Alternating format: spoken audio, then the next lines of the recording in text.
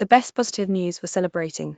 This week, the world's first ocean reserve to be led and governed through Indigenous knowledge is a step closer to reality. New resources have been committed to continue the development of the Melanesian Ocean Reserve, which will be the world's first Indigenous-led marine protected area.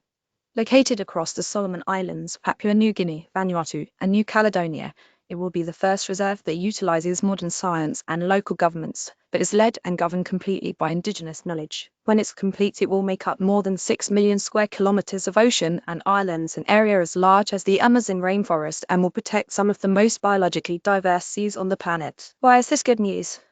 Healthy oceans and marine ecosystems are critical to the health of the planet and the living things that call it home. These areas have historically gone under or unprotected, but more and more countries and leaders are taking concrete action to do better, while prioritizing the wisdom and insight of Indigenous groups who have long histories and connections with the ocean. After global plastic treaty fails, cities and states leap into action on microplastics. A woman in Australia has donated thousands of hand-knit baby clothes to the NICU for some babies born prematurely. Hand-knit clothes may be all that fits them as they receive critical treatment in the neonatal intensive care unit.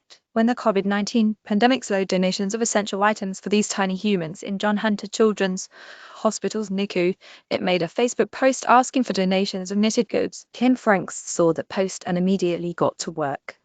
Frank suffers from the chronic inflammatory skin condition psoriasis, which often leaves her bedbound, so knitting for NICU babies has been a welcome hobby in recent years. With similar monthly donations, she estimates she's made thousands of items. Starting in 2020, a groundbreaking preventative drug for HIV will be rolled out for 40 a year in over 100 countries. Global health agencies announced that generic versions of the groundbreaking injectable HIV prevention drug lenacapavir would be available for around 40 a year in more than 100 low and middle-income countries starting in 2020.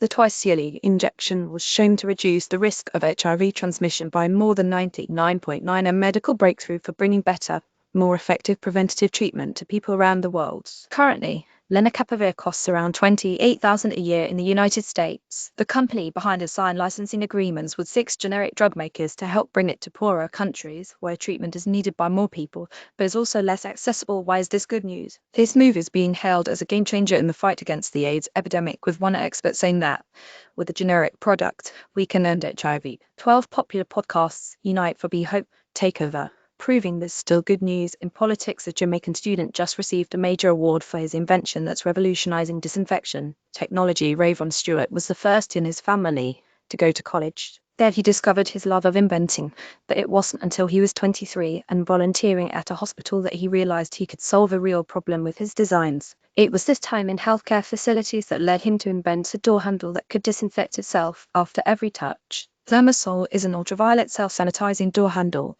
which Stewart says can kill 99.9% of pathogens, but is safe for people and animals.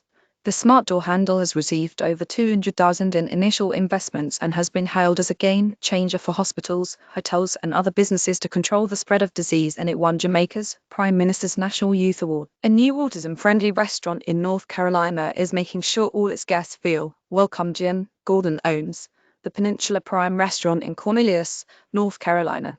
His daughter also has autism, and he wanted to make sure she and other autistic people feel welcome and supported at the steakhouse. The restaurant recently announced it would be an autism-friendly dining destination by offering sensory kits, a menu with pictures to allow customers with non-speaking autism to point to their order, and generally providing a welcoming environment. Gordon emphasized the need for more establishments to move past autism awareness to autism acceptance, and accommodations like these help get us there.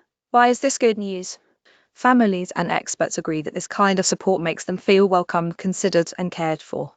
One family whose son is autistic said they didn't go out to eat for 5 years after his diagnosis, but this move communicates, please come have dinner at our restaurant because we're going to meet your needs. 2 years since Maui fires, 900 Hawaiians moved into a historic tiny home village, second largest in the nation despite only giving a small share of its income. Foreign aid from the US has saved millions of lives each year. In 2020, the US was the largest foreign aid donor, giving $1 billion, about the same as the next 3 largest donors, Germany, Japan, and the United Kingdom, combined. This only represented 0.24% of gross national income, the smallest share of any of the 10 countries that gave the most, but had a massive impact, saving an estimated 3.3 million people every year.